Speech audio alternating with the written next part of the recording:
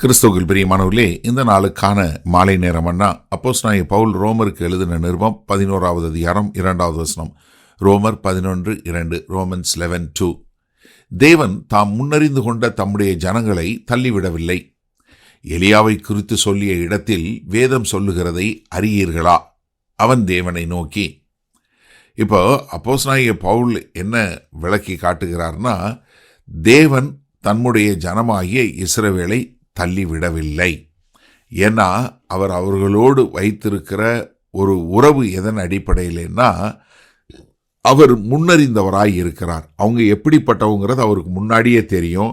அதனால அவர்கள் செய்கிற கிரியையின்படி அல்ல, தேவன் தாம் முன்னறிந்து கொண்ட ஜனங்களை தள்ளிவிடவில்லை, அவருடைய பிள்ளைகளை. ஏன்னா இது உடன்படிக்கையினுடைய பிள்ளைகள். அப்போ கர்த்தர் உடன்படிக்கையில் உண்மையுள்ளவராய் இருக்கிறார்.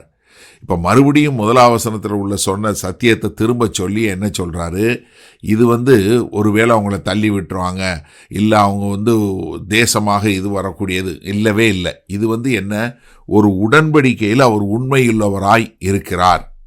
நான் நேற்றைக்கு சொன்னது போல சங்கீதம் 94:14 தேவன் தம்முடைய ஜனங்களை நிராகரிப்பதே இல்லை. 1 சாமுவேல் 12:22 என்ன, தம்முடைய நாமத்தின் நிமித்தம் தம்முடைய ஜனங்களை ஒரு காலம் அவர் தள்ளி விடுவதே இல்லை என்று.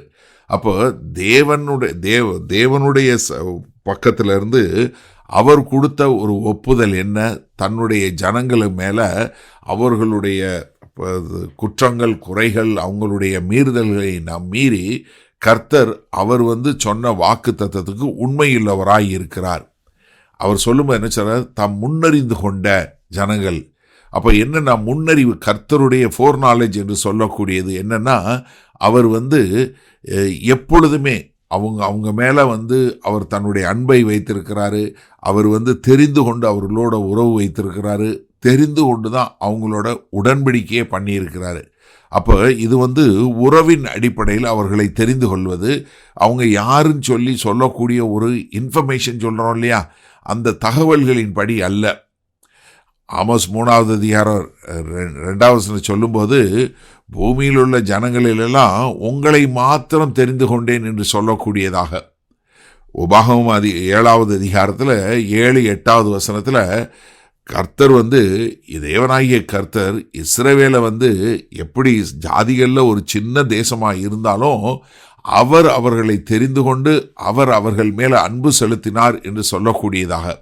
அப்போ தேவனுடையான உறவு, இஸ்ரவேலுடைய உறவு அவருடைய நித்திய கால அன்பினால் இருக்கிறது ஒழிய அவர்கள் செய்கிற கிரியையினால் இல்லை. இதற்கு உதாரணத்தை என்ன எடுக்கிறாரு, எலியா பற்றி சொல்லக்கூடியது.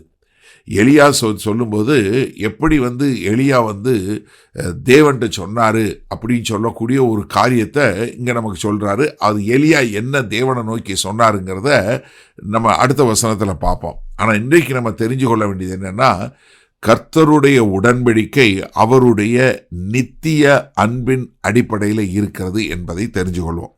சரி, இந்த நாளில் இந்த வசனத்துக்கு நம்ம எப்படி எடுத்துக்கொள்வது? கர்த்தருடைய முன்னறிவு உறவின் அடிப்படையில் ஒழிய நம்முடைய செய்யக்கூடிய ஒரு காரியத்தினால இல்லை.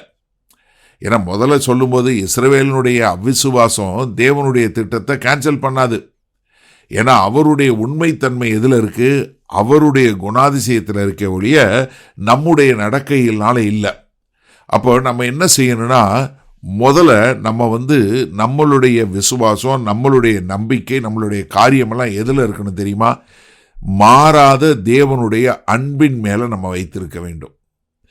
இப்போ தேவனுடைய அன்பு அவர் நம்மளை முன்னறிந்து நம்ம மேலே வைத்திருந்தார்னா, இப்போ நம்மளுடைய தவறுதல்களோ நம்மளுடைய ஃபெயிலியர்னால அவர் நம்மளை அன்பு செலுத்தாமல் போக முடியுமா? இப்போ நீங்கள் யோசிச்சு பாருங்கள்.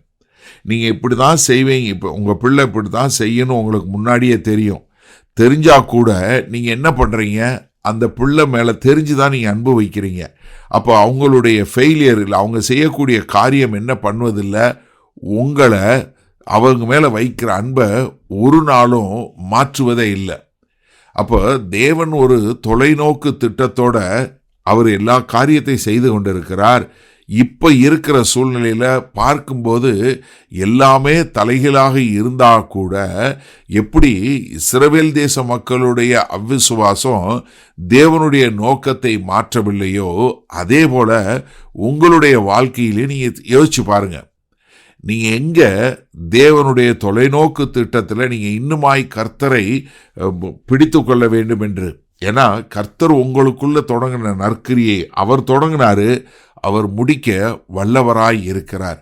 அப்போ எனக்கு அருமையான சகோதரனே சகோதரியே, நீங்கள் தேவனுடைய நோக்கமும் திட்டமும் ஒருத்தருடைய அவிசுவாசத்தினால தடைபட்டு போவதில்லைங்கிறத முழுமையாக விசுவாசிக்கிறீங்களா? வல்ல பிதாவே, இதோ நீங்கள் எங்களை முன்னறிந்து எங்கள் மேல் அன்பு செலுத்தினீங்க என்பதனால எங்களுடைய தோல்விகளோ இல்லை எங்களுடைய குற்றங்களோ உம்முடைய அன்பை மாற்றாது என்பதை புரிந்து கொண்டு நாங்கள் உம்முடைய அன்பிலே நிலைத்திருக்க, அந்த நித்திய அன்பிலே நிலைத்திருக்க எங்களை ஒப்புக் கொடுக்கிறோம். மீட்பெரும் இரட்சகருமாகிய இயேசு கிறிஸ்துவின் மூலம் பிதாவே, ஆமேன். கர்த்தர் உங்களை ஆசீர்வதிப்பாராக. நாம் நாளை காலை தினசரி தியானத்தில் சந்திப்போம். Good night.